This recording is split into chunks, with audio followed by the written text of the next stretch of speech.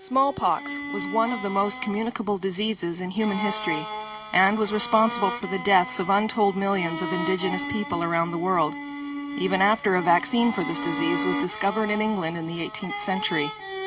In reality, smallpox was a chief weapon in the deliberate germ warfare waged by European powers against native peoples because of its brutal efficiency. Within 10 days of contracting the disease, the victim was dead. I'm a descendant of Samson P.L. Samson P.L. was the original family that were here, and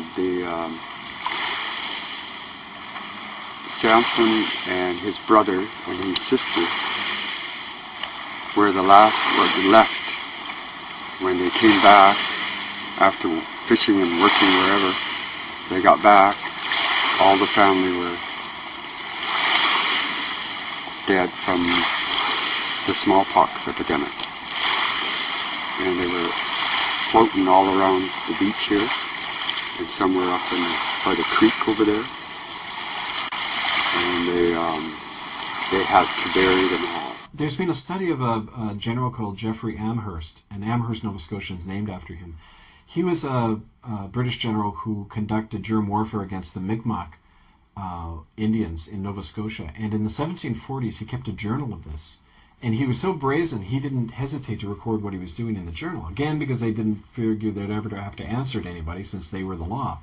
And in it he describes how they would go into hospitals where their own people had been dying of smallpox, and they took the blankets and he gave it to one of his subordinates, a major, who then took it out among the Mi'kmaq and the other Indians who were allied with the French, like the Huron and the Algonquin-speaking Indians in the eastern part of Canada. They were targeted. In fact, most of the Huron were exterminated by smallpox. So they were openly admitting that they were doing this. And all up and down Vancouver Island, you have stories of the same thing happening, although happening through the missionaries primarily, because they were the first ones into the area. Harriet describes in her village a little place called Claus near Port Renfrew on the west side of Vancouver Island. She says in the 1860s there was 3,400 people there. By the 1890s there were 44. So it had gone from over 3,000 people down to 40 some odd people. 98.5% of the population gone. And that was mostly from smallpox. And their people say that missionaries and British sailors had been dropping off these blankets to them that were laced with smallpox, and that's how so many people died. You don't get that many people dying, kind of accidentally. Somebody caught a cold one day. I mean, that isn't the way those things happen. It was germ warfare. Tuberculosis was another weapon in the arsenal of germ warfare used against native people in Canada. A fiercely communicable disease, spread quickly by air and contaminated food, tuberculosis was responsible for many of the deaths of children in Indian residential schools across Canada. According to government officials like Dr. Peter Bryce, residential school staff deliberately and regularly exposed healthy Indian children to tuberculosis by forcing them to sleep and play alongside children dying of the disease, and then denying them aid or treatment. It was this murderous practice that was responsible for an annual death rate in the residential schools of nearly 50%. We're in the same room with people who had TB. They didn't separate us. And we were forced to play with them. The nuns made us play with those kids. We didn't want to get sick either, but they were forcing us to play with those kids. And also, they made some of them sleep with the other kids too. The interesting thing was at the University of British Columbia, where I began to study for a doctoral degree, I began to find these records from a report by a guy called Dr. Peter Bryce, he was head medical officer for Indian Affairs. And in 1907 he went on a tour of all the schools out here, like on the coast and in the prairies. And he found that he claims that over half the children were dying every year from tuberculosis. And specifically from a practice whereby healthy children were brought in and housed alongside children dying of tuberculosis, and then none of them were treated or helped in any way. They were left to die of this communicable disease. Why? Because they wanted to kill off at least half the children and wanted to cull the numbers down. And Dr. Bryce, this is not some flaming radical. He's an establishment doctor who's reporting back to his boss, the Duncan Campbell Scott, who was head of Indian Affairs. And he said in his report, the quote is, "I believe that conditions are being deliberately created to spread infectious diseases." So he was clear, children were being deliberately murdered by a practice of contaminating them with TB.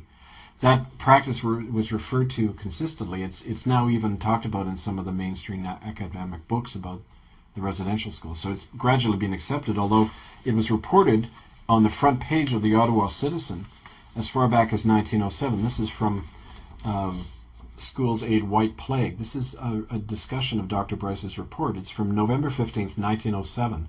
About 100 years ago, they said the average death in the residential schools in the West was 69%. So over 2/3 of the kids die after 1 year in these schools. That's talked about in the mainstream press, and yet today so many people are acting like, oh, we didn't know this. Well, I mean, it's been public knowledge for a century in Canada. There's about 50% of the kids that died of TB. And one thing I can tell too is that the chief over there now, her mother had 12 siblings. She was the last one that lived out of that school. She's seen 12 of her brothers and sisters go in there, plus herself, but she came out. She said then the other ones never made it home. The Indian residential school system in Canada was an extension and evolution of an older system of genocide that began as early as 1540 in eastern Canada and during the 1840s on the Pacific coast. Its foundational purpose was the deliberate and systematic eradication of all indigenous populations that would not leave their lands and resources, abolish their own cultures and languages, and become Christians. That purpose has never wavered, but has assumed different forms and strategies over the centuries, adapted to the times and regions in which it played out as European conquest moved westward across the continent. European Christianity and its colonial empires were the plague. Residential schools were a refinement of that contagion. By the time that residential schools were firmly established across Canada, around 1900, the plague itself had exterminated most Aboriginal people, in a genocide whose details are still largely unrecorded and perhaps forgotten. Well, we can look at the evidence of genocide we can look at it and yet our mind not register the fact that it's proof of what we're talking about.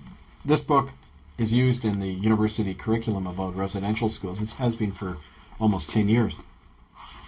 And here's a picture of children with active tuberculosis sores. You see the bandages around their head.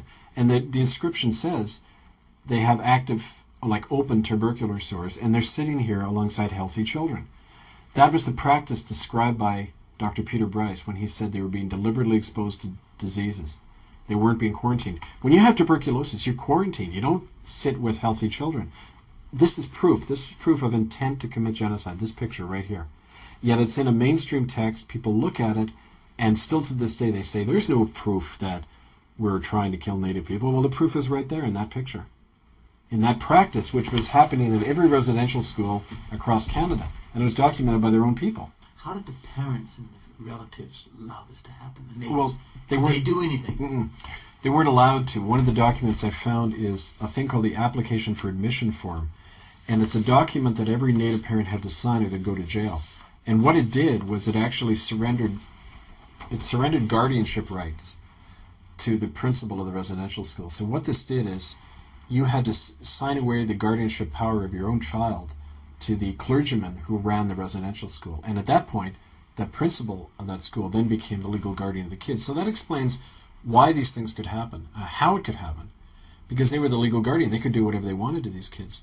I remember when I released this to the press in 1997, we were holding a press conference and two officials of the United Church snuck into my briefcase and stole these documents. We got that on film, actually. But they were very worried that this stuff was coming out, and because it proved, that they were culpable and liable. And as a result, in 1998, the Supreme Court Justice Hogarth here in BC ruled that the United Church and the government were equally liable 50-50 for what happened in the residential schools.